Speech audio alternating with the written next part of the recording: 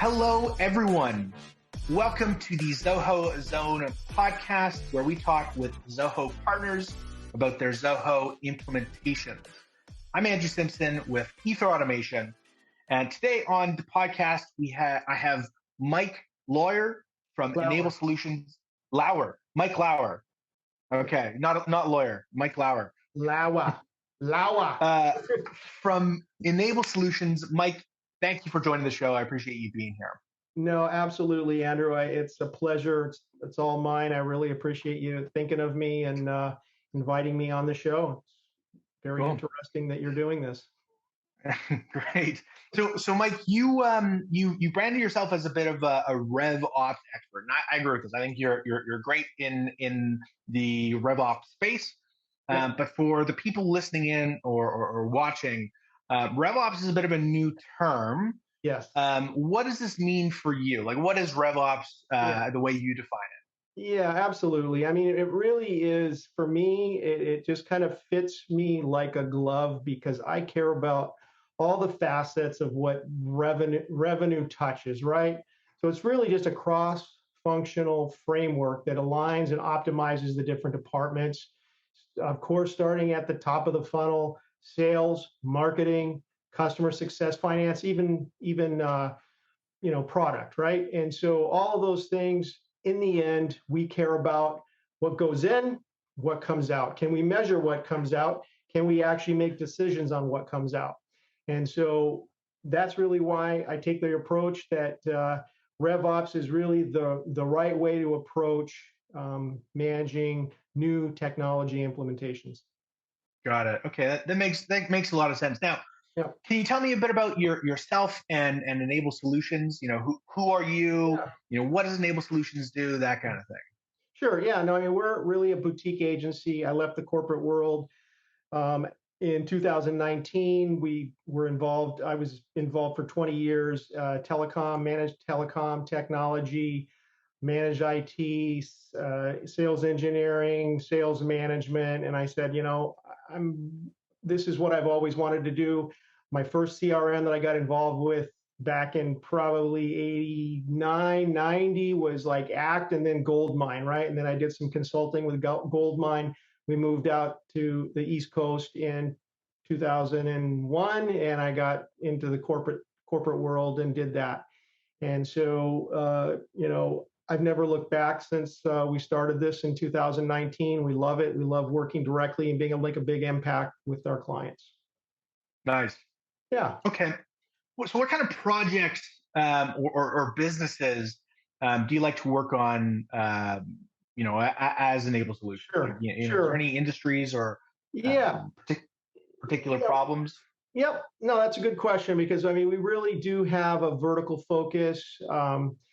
Wholesale, manufacturing, distribution. If you have a digital infrastructure, we're working with you. That's really our client base. We do work with different types of clients from legal, but primarily around that wholesale and distribution. Anybody that has equipment that they're moving or products that they're selling, that's what we get involved with. Got it. Like multiple warehouses, transfer orders, e-commerce. E-commerce, inventory management. I mean, that's really an interesting space because you think that everybody's really sophisticated at managing their inventory, and you wouldn't believe how many companies are still just working on spreadsheets. I mean, you see it all the time, I'm sure. Yeah, pen and paper. Hey, here's our current inventory count. Update the spreadsheet on so and so's laptop. And so and so's not in the office today. We'll have to update it on Monday when his laptop comes back. That kind of thing. Exactly. Yeah, I don't have access to that file right now. Exactly. So, I mean, so at the end of the day, there's a lot of opportunity, and we really are living in a world where AI is kind of sort of accessible for all businesses if you decide and you work with somebody that can actually help modulate what it's going to look like in your business and then get it delivered. At the end of the day, that's what we do. Got it. Okay, that makes a lot of sense. Yeah. So you've been doing this for a number of years, right? Yeah. I'm certain you've done quite a bit of Zoho implementations. Yes. Right. Yes. What is your favorite one you've done? Yeah. So we have an ongoing client.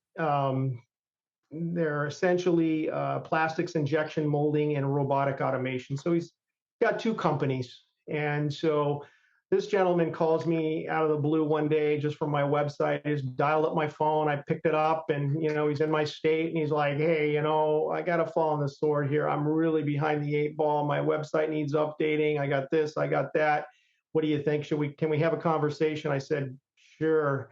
I'm a big fan of transparency. I'm very transparent myself. And so when a client comes to me or a potential client comes to me and is willing to be, open and honest about, where they are, I'm loving that. I want to work with somebody like that because that just gives you, I guess, a much better, open and honest relationship as you go forward because in the end we all want to have those long-term clients that we build relationships with. Right. Yep. Okay, so they had issues with their website or a portion of the issues with their website. Did they have a CRM they were using when they reached out to you? Were they Yeah. managing inventory? Yeah, so they had a system, they call it IMS, and so it was a database built inside of DigitalOcean, and is a homegrown database that they had initially thought they were going to take to market and sell it into everybody in the industry and this and that.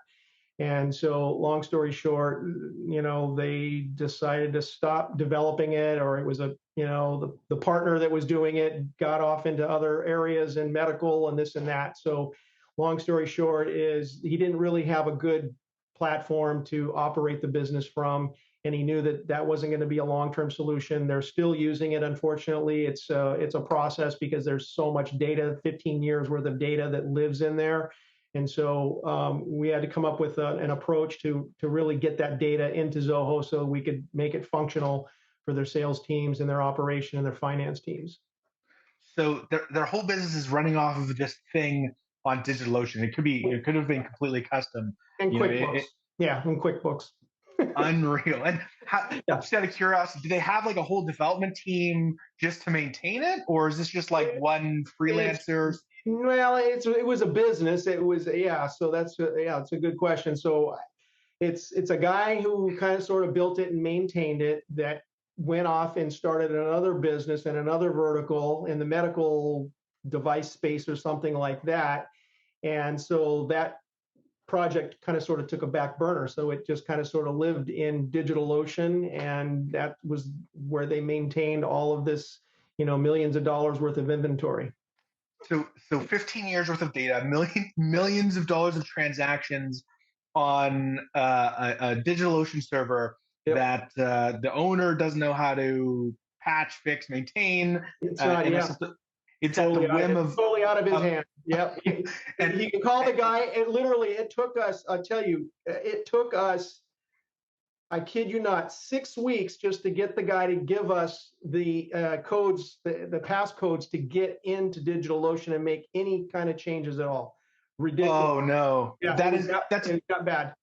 That's a bad spot to be in. Yeah, I can see why suddenly, hey, we should look at a Zoho implementation here. We're getting better. They were running on two gigs of RAM, and we had to get them up to 8, and that only took 2 weeks. So that was good. That was just so we could get all the data processed, right?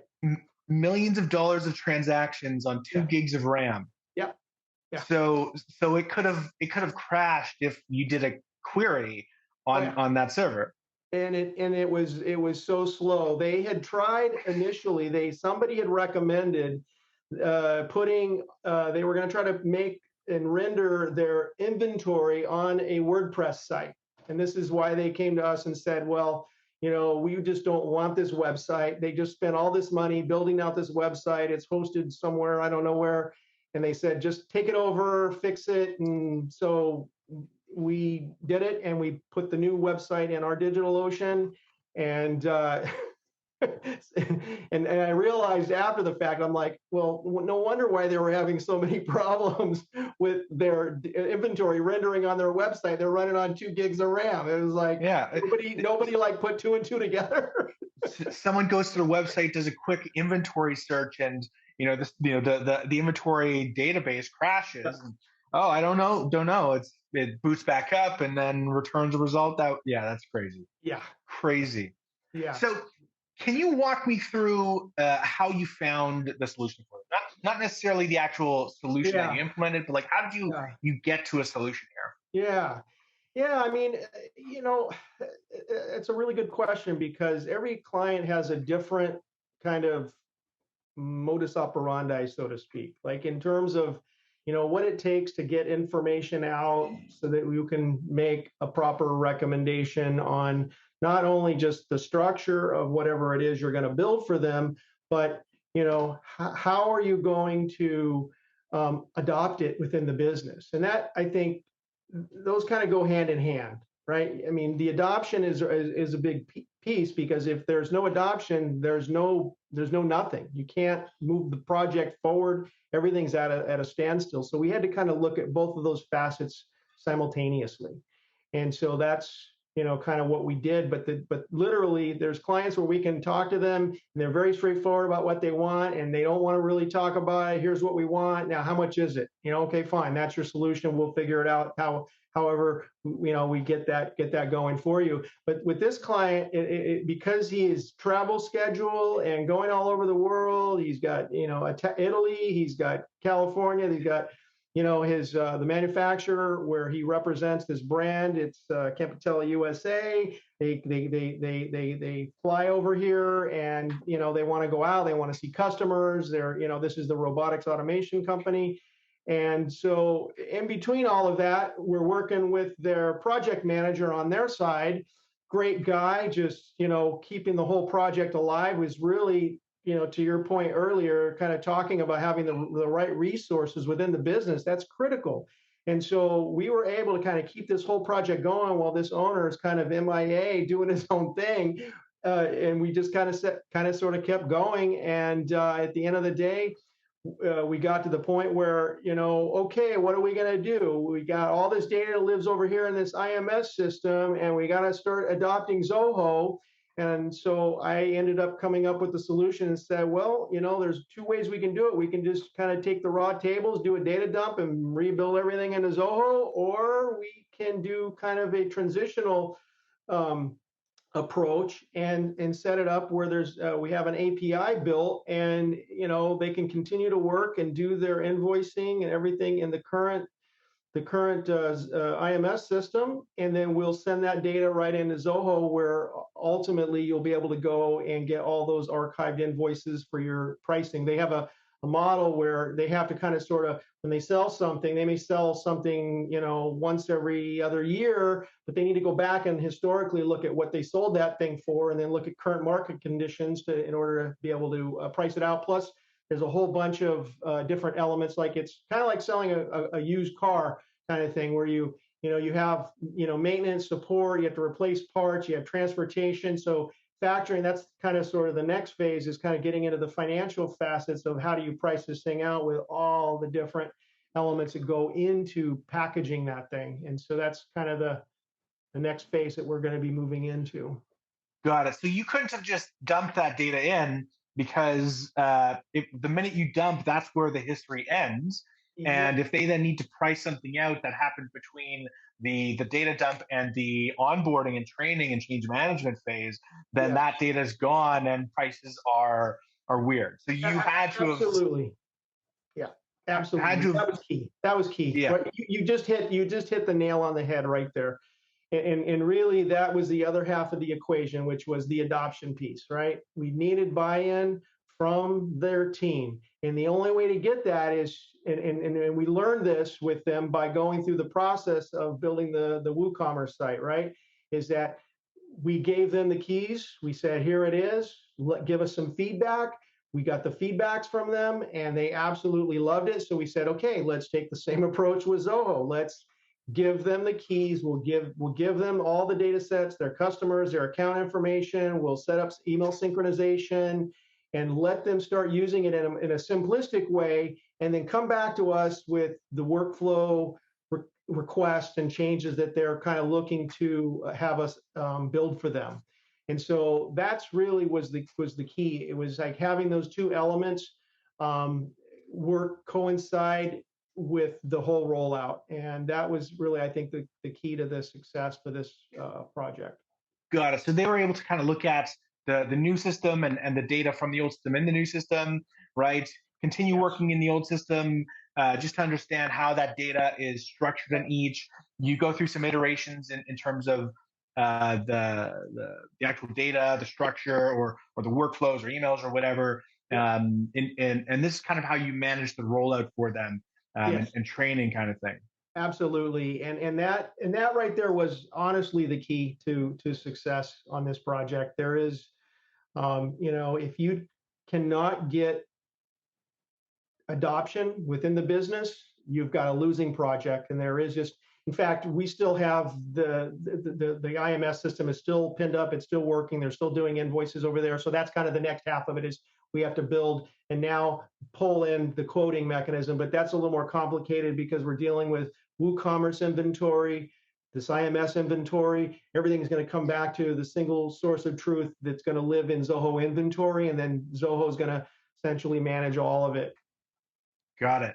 Yeah. Yeah, that makes a lot of sense. I can imagine, we've done a few things like this. Three database synchronization for inventory. Extremely complicated stuff. So yeah, a lot of moving parts, and part of it is just just making sure that all the fields we have multiple team members working on this, but the fields that are built and mapped in this IMS platform, and then the new categories that we structured in WooCommerce now have to go back to this synchronized new structure for all their product categories, and so we've right. changed everything in the process of all of this. So Yeah, big project. it's ongoing. It's been a lot of fun. I enjoy this kind of stuff. It's because in the end, when you can help a business transform to get closer to where they want to go, and sometimes where they want to go is on vacation. Yeah, that's where I want to go. Exactly. You're ready, huh? Yeah. So Right. what kind of results did this solution have for this business? Right. Let's talk at this point about the KPIs versus the vacations people are able to go on now. But what did this do for this business? Yeah, I mean, in the end, it's the big one is the fact that their team members, sales, operations, finance, marketing are not going into multiple applications to do their job on a daily basis. So we're taking literally 4 to 5 applications that they were using down to one in Zoho CRM. We're going to be coming online soon with the quoting. So then that will be another facet where they will not literally have to go into that IMS system at all. But right now, after the 60 days of where we're at right now, we've measured and it looks like a 24% increase in overall efficiency and time management. We've been able to measure it. So very, very excited about that. And the client is absolutely loving it. 24% measured. So Yeah. not even like a subjective, like you've been able to actually measure that. Zoho Analytics, baby. Once the data's in there, you know what I'm saying? Once the data's there, it can be measured.